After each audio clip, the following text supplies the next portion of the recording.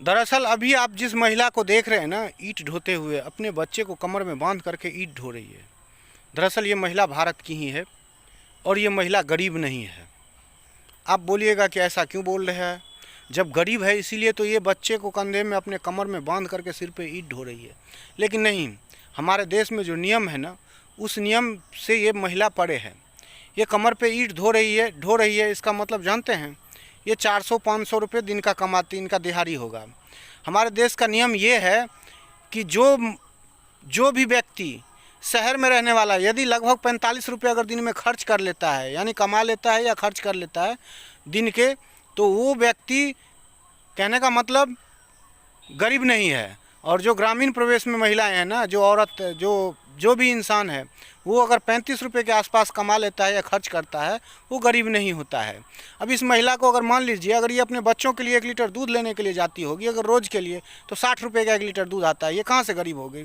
अगर ये 1-2 हज़ार रुपये के कमरे किराए पर रह रही है महिला अगर, तो भी मान लीजिए 66-67 रुपये पर डे के हिसाब से बैठता है, तो भी ये गरीब नहीं है। अगर ये महिला मान लीजिए कि अगर 4 आदमी का फैमिली है, 1 किलो चावल अगर मार्केट से खरीद के ही लाती होगी, वो चावल का कीमत 40 से 50 रुपये होता होगा, तो भी ये गरीब नहीं हुई। अगर ये 1 किलो आटा रात में सब बैठती हो, रोटी बनाने के लिए लाती होगी खरीद करके, तो वो भी, कहने का मतलब, 35-40 रुपये से कम का नहीं है, तो भी ये गरीब नहीं हुई। अगर मान लीजिए कि ये 1 किलो सब्जी ले आए मार्केट से, तो कोई ऐसी सब्जी नहीं है जो 40-50 रुपये से कम है, तो अब बताइए कि ये महिला गरीब कैसे हुई? आप ही लोग बताइए। हमारे देश में ऐसे ऐसे नियम हैं, ऐसे ऐसे कानून हैं, चाहे आप कमर में बच्चा बांध लो या आप, कहने का मतलब, कटोरा लेके घूमते रहो, आप गरीब नहीं हो सकते हो। समझ गए ना? हमारे देश का ऐसा कानून है।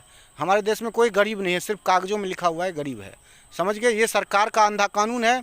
हम लोग जो सरकार चुनते हैं ना, वो सरकार हम लोगों के द्वारा चुनी जाती है, हम लोगों के नाम पर चुनी जाती है, लेकिन हम लोगों के लिए कोई काम नहीं करती है। वो सरकार में बैठे हुए लोग हैं, वो सिर्फ अपने लिए काम करते हैं। हम लोग तो विवश हो जाते हैं। जब सरकारें चुन जाती है, उसके बाद हमारे बस का कोई बात नहीं रह जाता है।